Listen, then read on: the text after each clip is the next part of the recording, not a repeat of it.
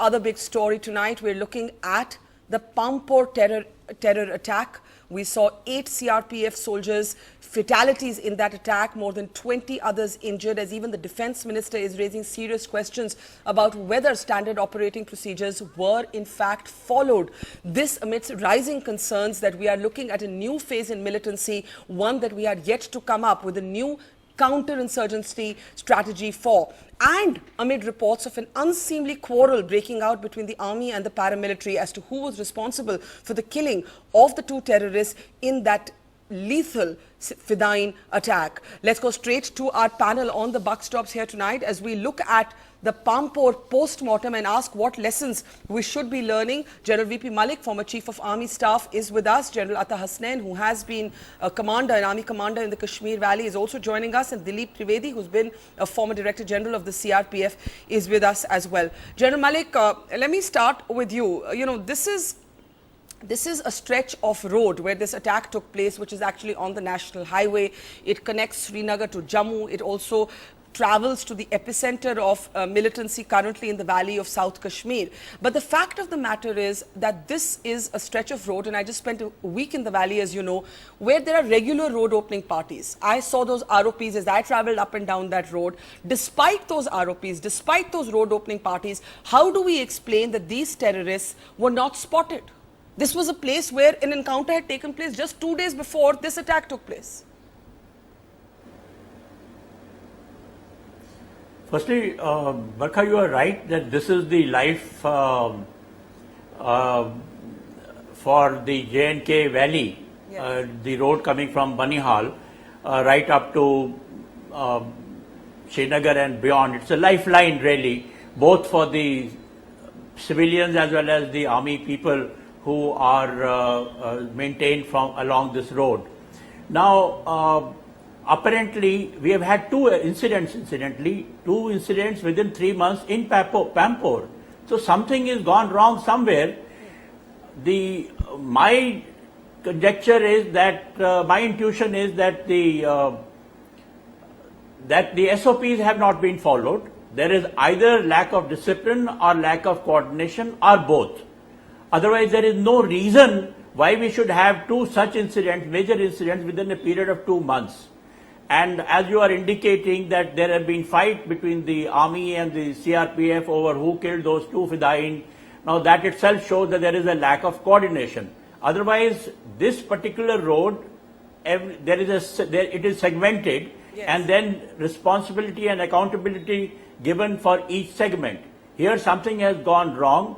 I think that we need to have a proper inquiry, not by one service, but under the unified command headquarters, and it should be a combined military inquiry. Military in the sense both the army as well as the police and other sources who are in intelligence sources who are involved.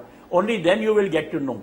It is not easy to spot 2 people or 3 people or 4 people, but you require both intelligence as well as alertness on the part of those who are guarding the highway, yes. As well as those who are traveling within the vehicles when they go. I mean, this was a tragic incident where so many lives were lost when they were coming up. I do not know the details as whether they were escorted or not, but they should have been escorted. Yeah. General Hasnain, you have made a similar point, but you've also talked about the ennui and the monotonous of road opening parties, about how one soldier standing by the side of a road for over 12 hours, even with sniffer dogs and mine detectors, is going to make a mistake. But what I do not understand, because this is a road that I traveled up and down literally every day the past week. I saw an ROP there every day. This is a highway. It's not a remote area. It's not an interior village. How did...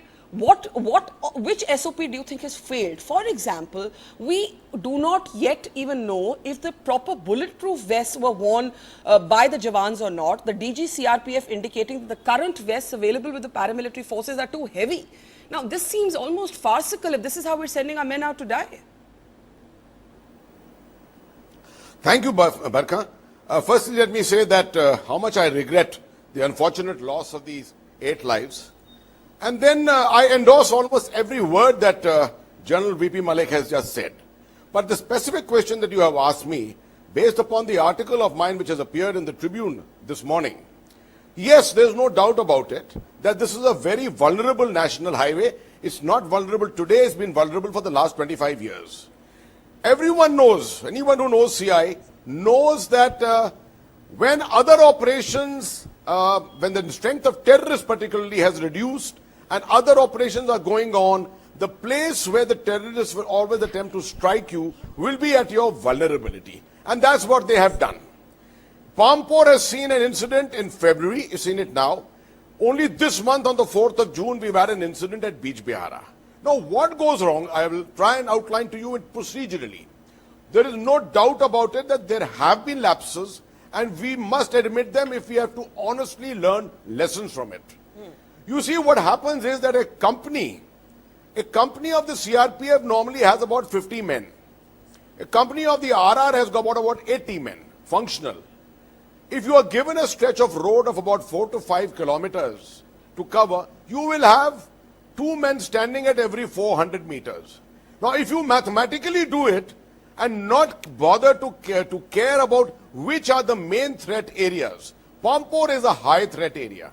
It should have buddy pairs of soldiers, policemen standing at every 50 meters, covering the entire stretch and making sure that no static vehicles are permitted.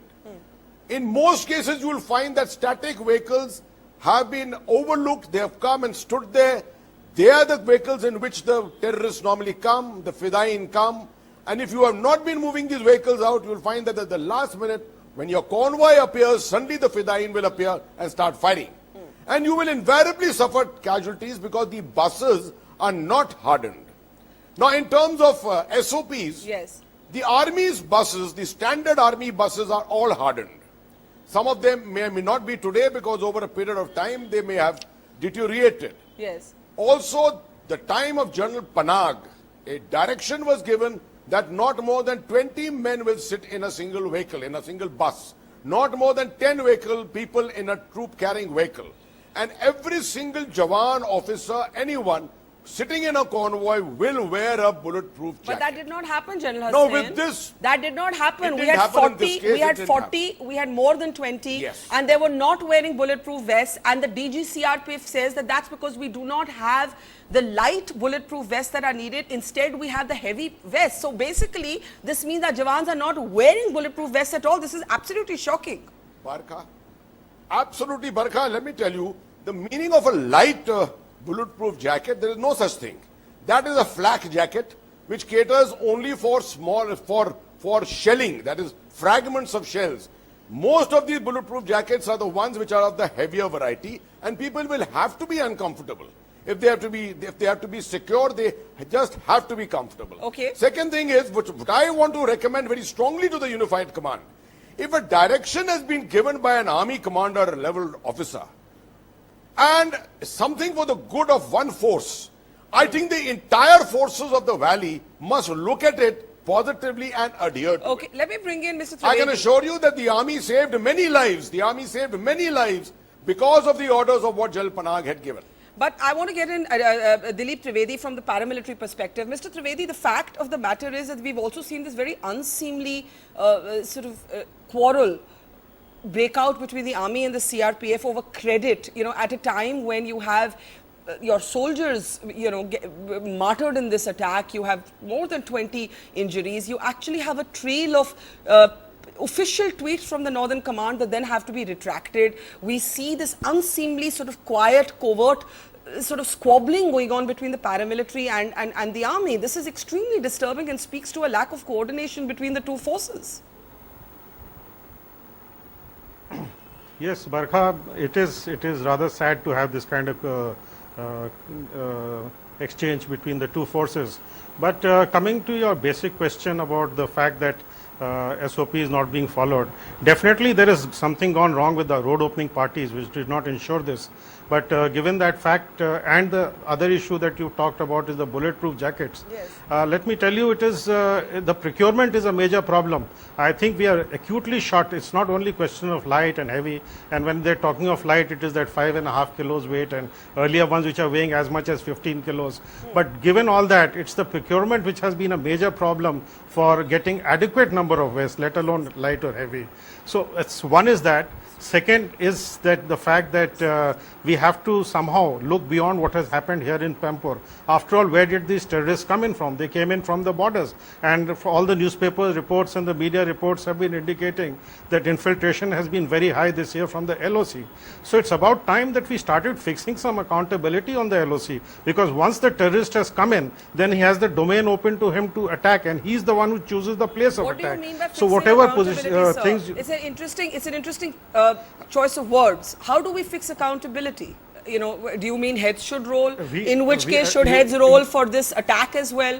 If we start rolling, you know, if rolling of heads becomes a routine after every terror attack, do we not give terrorists the advantage? Do we not expose our own vulnerability? Mr. Trivedi? Barkha, let me tell you, let me come to a very simple question. After all, what is the length of the LOC? It's just about 500 kilometers. So can't the Indian Army just ensure that there is no infiltration from a 500 kilometer stretch? The rest of the borders, Barkha, I'll come. the rest of the borders in India, Okay, in I'll any allow case. General Hasnain to come in and then General Okay. Malik. General Hasnain, briefly, yes. Let me finish. Let me just finish. Okay. Just let me finish. You Okay. can keep answering. Okay. Because I didn't interrupt when you were speaking, so I think you need to let me sir. speak. Go ahead. So you see the rest of the. Okay, so we have a huge border with Pakistan, we have a huge border with Bangladesh, we have a long border with China, and we have a long border with Nepal, which is all being guarded by the various CAPFs, the Central Armed Police Forces, Yes. different ones. Now it is only a small stretch which is exclusively the prerogative of the army, that is the LOC. And most of the infiltrations are coming in from there. And once these people come in, and then they do choose a place of their attack, it becomes very difficult to contain it. And also at the same point of time, I think we are sending a wrong message internationally, because every time we say that it's a cross-border terrorism, that implies that we should be more serious on the borders rather than in the hinterland. But hang we on, sir. seem Now to I be do have to having get more reactions. of the army within. Sir, let me just get reaction. General Hasnain, brief Okay. interjection from you. I do have to go to General Malik. You actually now have a former DG of the Right. I CRPF. will. Hang on, sir. Let me ask my question. You actually, the suggestion there from the CRPF former DG is that it's the army that's accountable. That the infiltration is the problem, not how the paramilitary regarded or disregarded SOPs, but the fact that the infiltration took place to begin with. To me, what we are seeing in this argument is actually probably what's going on between the CRPF and the army on the ground, and it's really disturbing. It's a passing of buck between both the military and the paramilitary. Barkha, Yes. I've got your question, Barkha. Yeah. Absolutely, you have to give me a little time on this. But Firstly, I yeah. think it's most unfortunate. Yeah. Most unfortunate that such an issue has been raised on this program tonight. Not by me. Let me ask Mr. Not Trivedi raised how by many me. times he's been to Not the line of raised control. by me, sir. Not raised by me. Not by you, Barkha. Yes. Not by you, Barkha. I'm asking Mr. Trivedi, how many times has he visited the line of control? I'd like to ask him. Secondly, 750 should I answer kilometers that? is the strength Should I of the- answer is the length of the line of control. I will not. No, I don't want you to answer. Should- Let me answer now. No, at of the course moment. I'll answer. So you What are I'm saying I telling want you to is ask Mr. seven, Trivedi, you can then let me answer later it. on. Let me answer You can it. answer it later on. No, I've please. been in the border Let me security make my force in statement. Jammu You can Kashmir, answer and it I've later on. visited that area a number of times. Okay, then it seems that you have no tactical sense, sir. Because you should know that zero infiltration is never possible. That's an And the observation strength you can make sir, in the let air. me answer. Let me answer, sir. Let me answer. Why are 5,000 you was the asking me strength a of question terrorists then? in the valley in the late 90s. In the early part of the millennium, the strength of terrorists was 3,500.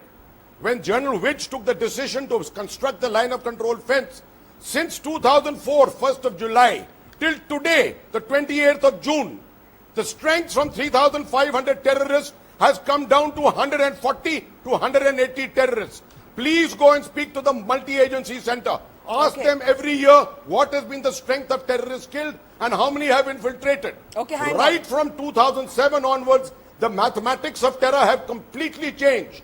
General And we Hasnain- have always been saying zero zero infiltration is not possible. General You are Hasnain. talking about Bangladesh border. You are talking about Punjab border. I do understand. Is there any I infiltration understand even that being you're attempted angry, there? but let me just get General It Malik. is not being attempted there at all. Okay, I'll give you a chance to rebut Mr. Trivedi, but I just want to get General Malik in. General Malik, to me, this argument manifests the lack of agreement. I won't even call it a lack of coordination.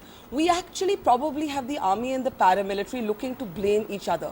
And that to me exposes the real chinks in our armor. You have a former DG saying the army is accountable for infiltration. You have the army saying, look, it's the CRPF that didn't follow the SOPs. But you do also have the very genuine problem of the paramilitary being sent out as cannon fodder. It is shocking that a former DG has to talk about our procurement delays that do not allow our men to wear bulletproof vests. But it is also disturbing that we're actually squabbling about who's accountable. And you have now the CRPF saying, why aren't you able to contain infiltration, General Malik?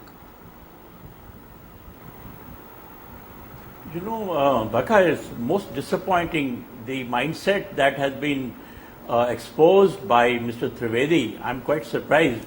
That shows the attitude, and you are absolutely right that if these are the kind of disagreements at the highest level of the forces, what can you expect at the lower level?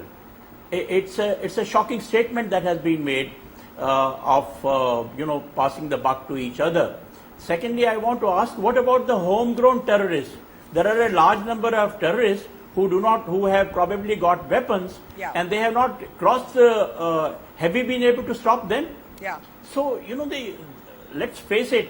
It is a joint responsibility. Everybody has got his own role, and they have to work in a coordinated fashion. Apparently, the unified headquarter has not been able to prevail that kind of atmosphere amongst the forces. And I think that this point needs to be taken very, very seriously. Okay, now I just as far as the bulletproof jackets are concerned, yeah, so complete your point. General as Malik, far as complete your point. bulletproof jackets are concerned, Yeah. I mean it is.